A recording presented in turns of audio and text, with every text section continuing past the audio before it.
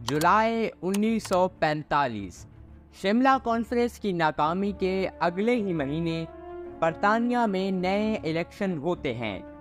Elections میں labour party جیت جاتی ہے اور چرچل کی حکومت کا خاتمہ ہو جاتا ہے۔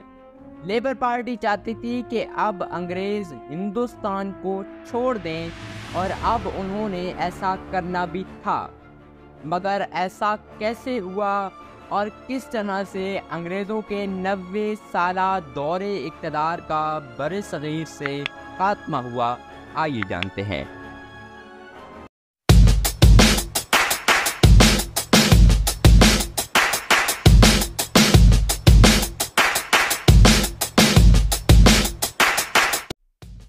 19 ستمبر 1945 کو وائسرائے ہند لارڈ ویول نے دسمبر میں مرکزی الیکشن جبکہ جنوری میں صوبائی الیکشن کروانے کا اعلان کیا، اور ان انتخابات کے بعد ایک ایگزیکٹو کونسل بنانے کا اعلان بھی کیا گیا۔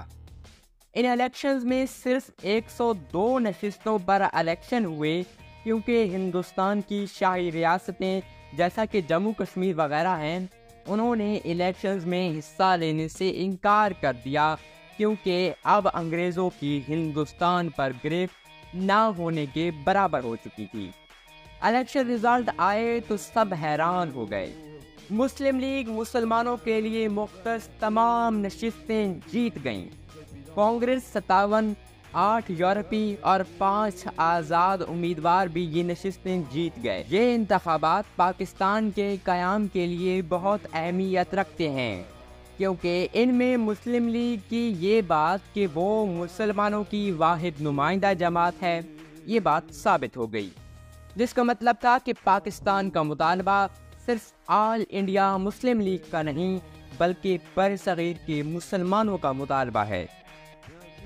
جنرل الیکشنز کے کامیابی کے بعد 1946 میں صوبائی سطح پر جب الیکشن ہوئے تو آل انڈیا مسلم لیگ 425 سیٹوں پر کامیاب ہوئی، جو کہ قریباً مسلمان نشستوں کا 87% بنتا تھا۔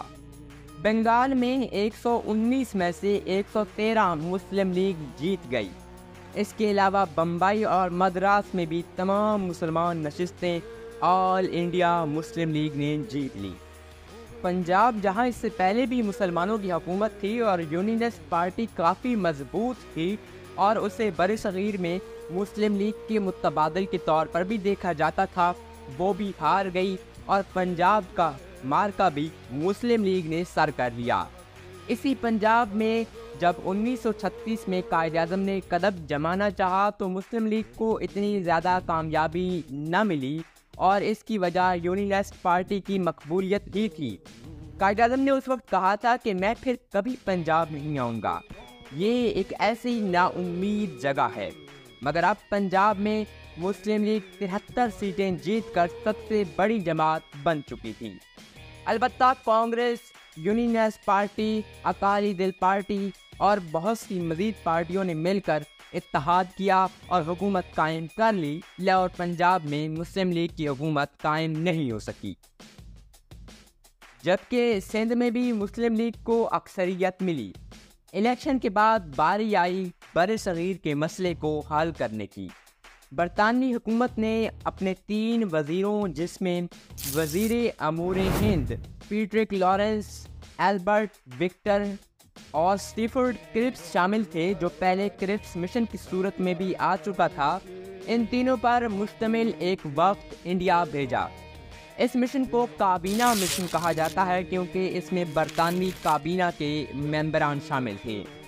یہ شاید ہندوستان کو اکٹھا رکھنے کی آخری کوشش بھی کہا جا سکتی ہے۔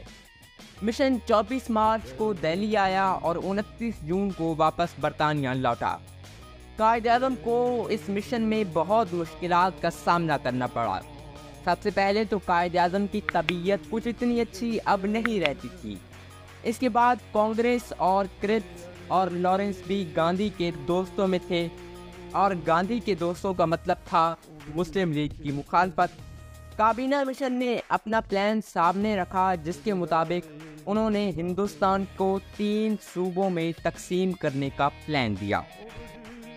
اس پلان کے مطابق ہندوستان میں 3 بڑے صوبوں کے گروپ ہوں گے۔ گروپ اے میں ہندو اکثریتی صوبے ہوں گے، گروپ بی میں مسلمان اکثریتی صوبے جس میں پنجاب، سندھ، بلوچستان اور سرحد شامل ہیں وہ ہوں گے، اور گروپ سی میں آسام اور بنگال کے صوبے ہوں گے۔ ہر گروپ اپنا آئین بنا سکے گا، البتہ یہ تینوں گروپ ایک یونین کے تحت اکٹھے ہوں گے، یعنی وفاق کے تحت، اور اگر یہ گروپ چاہیں تو 10 سال بعد وہ اس وفاق سے الگ ہو سکتے ہیں اور خود مختار ہو سکتے ہیں۔ یعنی انگریز چاہتے تھے کہ پاکستان کے مسئلے کو 10 سال مزید کھینچا جائے۔ مسلم لیگ نے یہ پلان اس طرح مان لیا کہ انگریز یہ تو مان رہے ہیں کہ مسلمان الگ قوم ہے اور ان کی الگ شناخت ہے، جبکہ وائس رائے نے یہ بھی مسلم لیگ کو گارنٹی دی کہ اگر کانگریس اس پلان کو مسترد کرتی ہے تو عبوری حکومت میں مسلم لیگ کو لازمی شامل کیا جائے گا۔ کانگریس نے بھی یہ پلان مان لیا، مگر اس نے یہ کہا کہ اس پلان کو اس طرح ہونا چاہیے کہ اگر کوئی صوبہ کسی گروپ سے الگ ہونا چاہے تو ہو سکتا ہے۔ اس کی وجہ سرحد اور آسام میں کانگریس کی حکومت کا ہونا تھا۔ وہ چاہتے تھے کہ سرحد پنجاب، سندھ اور بلوچستان سے الگ ہو جائے اور وہاں پہ کانگریس کا تسلط قائم رہے، اور کانگریس چاہتی تھی کہ ہر صوبہ اسے ملے، اور قائد اعظم کو اس بات پر اعتراض تھا۔ وہ نہیں چاہتے تھے کہ کوئی صوبہ الگ ہو کیونکہ اس سے پاکستان کی شناخت متاثر ہوتی تھی۔ دوسرا بڑا اختلاف یہ تھا کہ کانگریس چاہتی تھی کہ جو یونین کی مرکزی اسمبلی بنے گی وہ اس منصوبے پر عمل کرنے کی پابند نہیں ہوگی۔ اس کا مطالبہ تھا کہ انگریزوں کے جانے کے بعد گروپوں کو الگ نہیں ہونے دیا جائے گا، یعنی اگر انگریز چلے جائیں اور مرکزی اسمبلی کو بھی پابند نہ کر کے جائیں کہ وہ صوبوں کو الگ ہونے دے تو یقیناً مرکز میں تو کانگریس ہی کی حکومت ہوگی، کیونکہ وہ اکثریت میں تھے اور وہ کسی صورت بھی پاکستان کو نہیں بننے دیں گے۔ قائد اعظم چاہتے تھے کہ نہیں، اسمبلی کو پلان کا پابند ہونا ہوگا، تبھی وہ اس پر عمل کر پائے گی اور تبھی تقسیم ہند کا یہ منصوبہ عمل میں آ سکے گا۔ اب جب کانگریس نے یہ اعتراض کیے تو مسلم لیگ نے اس پلان سے اپنی منظوری واپس لے لی۔ اس کے بعد اگست 1946 میں مسلم لیگ نے مسلمانوں کو ڈائریکٹ ایکشن ڈے کی کال دی۔